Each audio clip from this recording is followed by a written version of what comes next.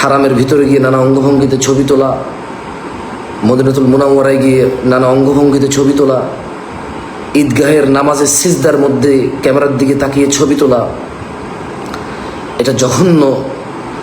এটা ওই রাখাল যে গরু ছাগলের নামকরণ করেছে তার প্রতি আমার আক্ষেপ নাই, তার প্রতি আমার ক্ষোভ নাই। আমার আক্ষেপ আর ক্ষোভ এই স্কুল পড়ুয়া ছেলে মেয়েগুলোদের প্রতি, আমার আক্ষেপ আর ক্ষোভ এই সুন্দর সুশীলদের প্রতি, আমার আক্ষেপ আর ক্ষোভ এদেশের ধর্মপ্রাণ মুসলিম যারা নিজেদের পরিচয় দিয়ে আবার এমন কিছু উপভোগ করতে যায় যেখানে কোরবানির গরুর বিভিন্ন নামে নামকরণ করা হয় এবং তা তাদের কাছে গ্রহণযোগ্য। আমার কাছে এটাই অগ্রহণযোগ্য, এটাই পরিতাপের বিষয় আমার কাছে, এটাই আমার কাছে আফসোস, লজ্জার বিষয় আমার কাছে। লজ্জা করে আমার।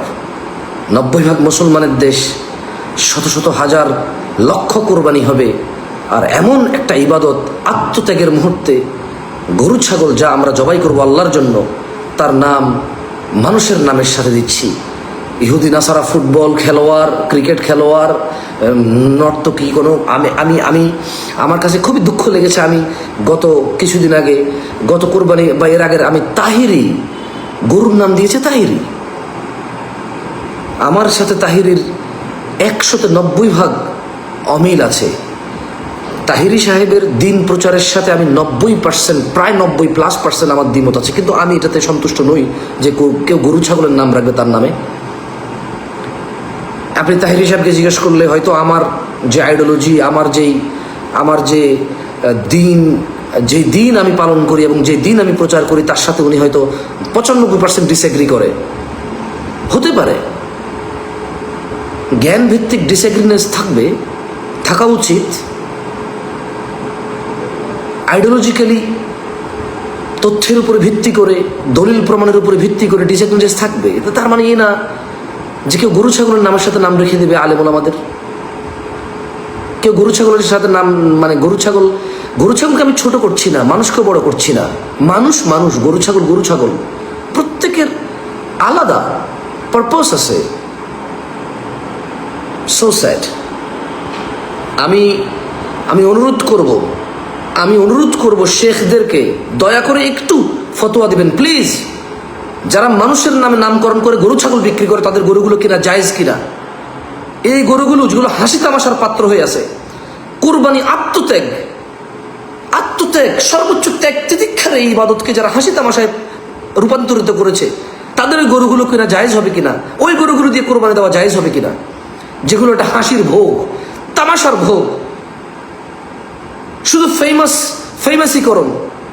সারা দেশে নিজের একটু পরিচিতি, একটা বড় গরু কিনেছে 10 লক্ষ টাকা দিয়ে, গরুর নাম হিরো আলম, গরুর নাম ওই যে আরেকজন কি অনন্ত জলিল, গরুর নাম তাহিরি, গরুর নাম ডোনাল্ড ট্রাম্প, মহিষের নাম ডোনাল্ড ট্রাম্প, মহিষের নাম রোনাল্ডো। মানে হোয়াট ইজ দিস ভাই? আলহাদা দিন উনা, এটাই কি আমাদের দিন?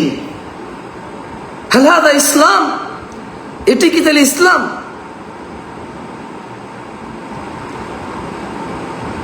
নীরব সাহেব, নীরব নামে কাউকে পিটানো হারাম, এর কোনো দলিল আছে আপনার কাছে? নীরব সাহেব প্রশ্ন করেছে গরু ছাগলের নাম রাখা যে হারাম তার কোনো দলিল আছে কিনা।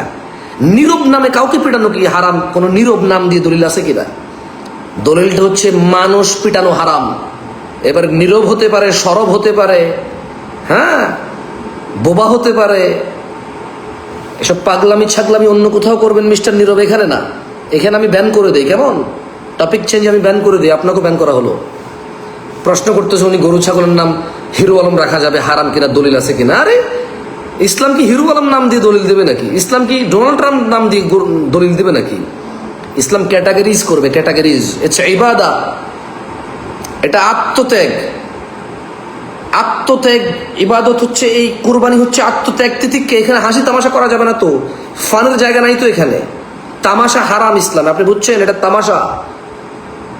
এখানে নীরব নামে কাউকে পিটানো হারাম। যদি কেউ দলিল খোঁজে যে নীরব নামে কাউকে পিটানো যাবে না, দলিল আছে কিনা, তাই তো কেউ দলিল দিতে পারবে না। বাট মানুষ পিটানো হারাম, দলিল দিতে পারবে।